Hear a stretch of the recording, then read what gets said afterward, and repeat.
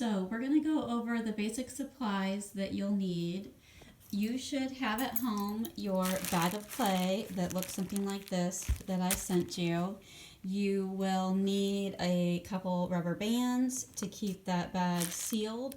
You don't want your clay to dry out or it will be no good anymore. So you'll want to have some extra plastic bags. The ones that you get when you order something online tend to be really good because they are thick, and if they're the outer bag that the package comes in, they don't have any holes. Sometimes you can use the inner clear bag if you've ordered clothes or something like that, but you have to check to make sure that they don't have tiny little holes poked in them because they often have that to prevent suffocation. You will also need 2 containers. You can either use 2 cups, 2 bowls, 2 jars, anything like that. One will be for just pure water and the other one will be for slip. Slip is this ooey gooey substance that is created when you mix clay with water. So you're going to create a little bit of that, and then I keep mine in a jar with a lid so that I can keep it moist. But all you have to do is add water to recreate it again if it dries out. I also like to have a spray bottle with water to keep the clay wet when I put it back in the bag, but that's not necessary. You can also just grab some water like this and just sprinkle it onto your clay. So the main tools you're going to need are a fork, a knife, a spoon, and a ruler. You don't need an actual ruler. You just need something with a straight, hard edge to use as a straight edge. So you could use a paint stick. Having 2 paint sticks also could come in handy, but it's all, again, not necessary. The most important of all these tools is probably the fork. It doesn't have to be a plastic fork. You can use your regular silverware and you will not ruin it. In fact, you're going to get messy and a little bit dirty, but clay, luckily it doesn't stain anything. It won't destroy anything in your house. It just cleans up with water. Also, you're going to want a pencil, preferably with an eraser. And this is one of my favorite tools. It is just a thin, pointy wire that can be used for cutting like this when you want to cut pieces of clay. But you don't have to have one. You can use a pencil, or if you have anything similar that's kind of long and pointed, that'll work as well. You might use a paintbrush for a couple different things, but again, that's not necessary. As long as you have probably these 4 things: a straight edge, a pencil, a fork and a knife, and some containers for water, you should be all right. You're definitely going to want something to put your clay on. I have this board. It is just a piece of plywood, but you could use a pie tin, an old tile, a piece of wood, anything to put your project on so that you can move it out of the way, and also because you don't want it to become stuck to the table. So clay is going to have times when it's going to be wet and sticky, and if you aren't paying attention, you can end up getting it stuck so tightly to your surface that when you're ready to be finished and take it to the kiln, you'll find you can't remove it from the surface without destroying it.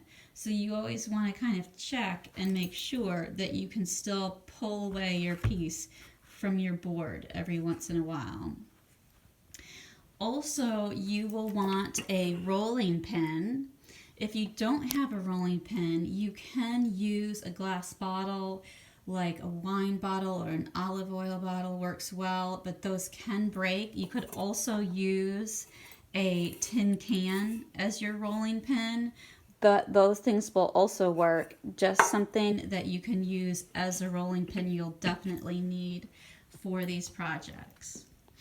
And that's all you'll need to get started, although I want you to start looking around for any objects in your house that maybe you could use to create pattern and texture. So we'll be talking a lot about pattern in the first assignment, and we're going to be using things from nature, things that you find around your house. Just about anything can be used as a stamp to create pattern. So for example, here I have a seashell, a screw, a nail, a piece of wood, a popsicle stick, a marker, and all of these things can be used in ways you didn't originally think to create patterns.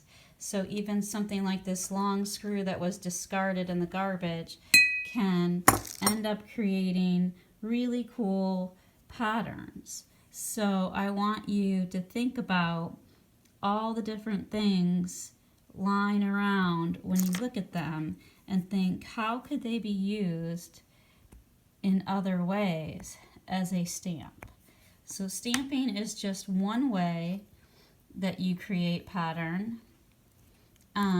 And so keep those items around. You can see here we have a fern leaf that has the spores on the underside that create a great pattern. I have a piece of lace. This is an old linen from a garage sale that was stained, but all these patterns that have been embroidered in can be pressed into the clay also to create pattern. You can use a piece of cardboard or a piece of cork to cut and carve your own stamps as well. So that's about all you'll need to get started. The last thing that you will need will be a cardboard box to put your pieces in when you're done. So when you finish your piece, you're going to want to put it somewhere safe in a box, and the key is not to touch it after you finish.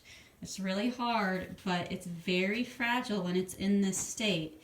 This is called greenware because it is dry, but it hasn't been fired yet. And it's very, very fragile. So once you finish, you're going to put it in a box. You could even spritz it with water and lay some plastic over it to keep it a little bit moist, which will make it less fragile. And you're going to bring it back to the school and write Miss Samantha on it and put it on the front porch.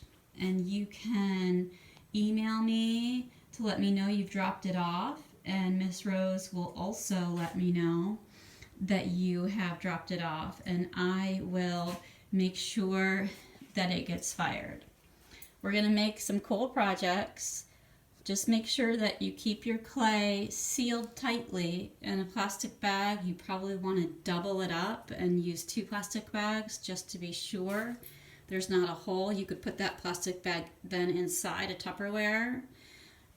We don't have a lot of extra clay, so we don't want to let it dry out and get ruined.